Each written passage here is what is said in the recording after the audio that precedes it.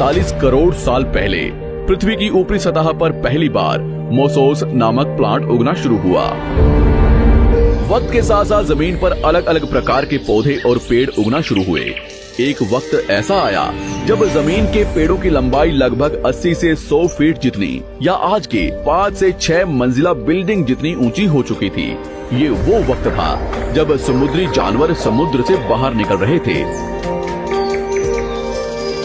और जमीनी जानवरों में परिवर्तित हो रहे थे।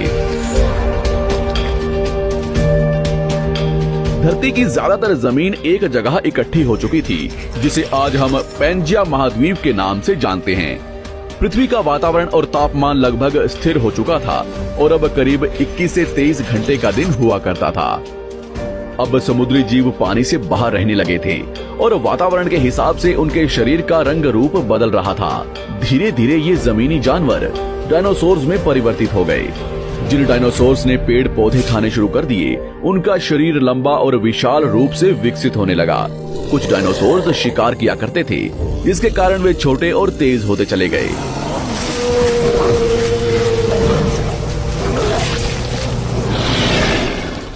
पृथ्वी की ऊपरी जमीन एक जगह इकट्ठी होने के कारण ज्यादातर जमीन रेगिस्तान और बंजर हो चुकी थी।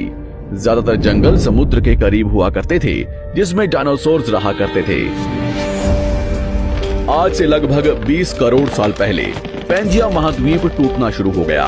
पैंजिया के विभाजित होने की वजह से पृथ्वी की ज्यादातर ऊपरी जमीन पानी के संपर्क में आने लगी, जिसके फलस्वरूप पृथ्वी पर हरियाली बढ़ती गई, जिस वजह से डायनासोर्स और ज्यादा विभिन्न और विशाल होते चले गए। डायनासोर्स ने आने वाले लगभग 20 से 30 करोड़ सालों तक पृथ्वी पर राज किया। उस वक्त डायनासोर्स समुद्र से लेकर जमीन और आसमान तक पूरी पृथ्वी पर राज किया करते थे। इस दौरान अफ्रीका से टूटा भारत सीधे आकर आज के तिब्बत से टकराया और इस टकराव की वजह से हिमालय का निर्माण हुआ। आज से लगभग 6.5 करोड़ साल पहले पृथ्वी की तरफ आज के माउंट एवरेस्ट से भी बड़ा लगभग 4.5 लाख करोड़ किलो जितना वजनिया उल्कापिंड लगभग 80,000 किलोमीटर प्रति घंटे की स्पीड से पृथ्वी की तरफ आ रहा था। पृथ्वी की सतह को छूते ही उसमें भयंकर आग लगी और वो जलते हुए सीधा पृथ्वी से टकराया। इस टकराव से निकलने वाली ऊर्जा आज के 10 करोड़ परमाणु बम एक साथ फटने के बराबर थी। जहां ये उल्कापिंड गिरा, वहां के जानवर और पेड़ तुरंत भाप बनकर जल गए। गिरते ही पृथ्वी पर पूरी तरह धूल फैलने लगी।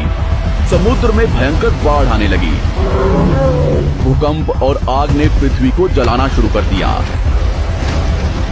कुछ ही घंटों में पूरी पृथ्वी के वातावरण में हानिकारक गैस और धूल की वजह से पृथ्वी नर्क हो चुकी थी। डायनासोर्स घुटन, आग और भूखमरी से पूरी तरह विलुप्त हो गए। इस वक्त हमारे पूर्वज जमीन के अंदर रहा करते थे, जिसके कारण वो इस विशाल प्रलय से बच गए। पृथ्वी का वातावरण पूरी तरह से काला और अंधेरा हो चुका था, जिससे धूप भी जमीन तक नहीं पहुंच पा रही थी। पृथ्वी के पेड़ और ज्यादातर जानवर विलुप्त हो गए।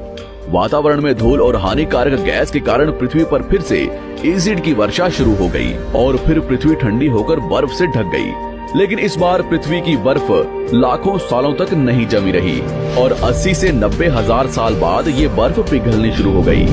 जैसे ही धरती पर वातावरण फिर से पहले जैसा होने लगा, वैसे ही ये छोटे जीव जमीन से बाहर आना शुरू हो गए।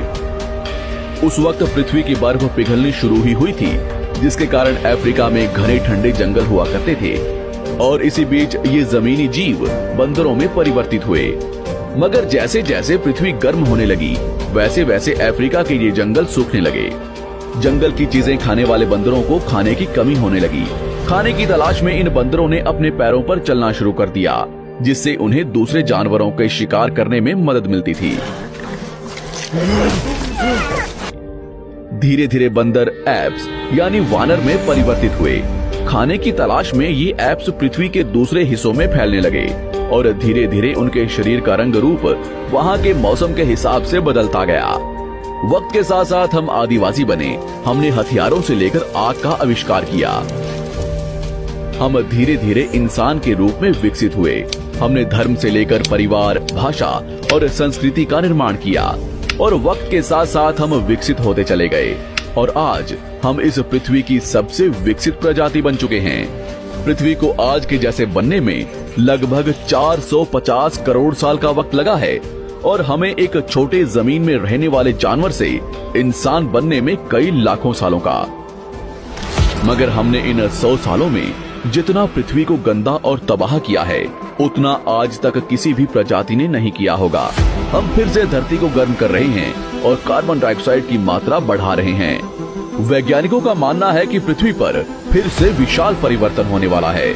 भविष्य में पृथ्वी कैसी होगी, जानेंगे हमारी अगली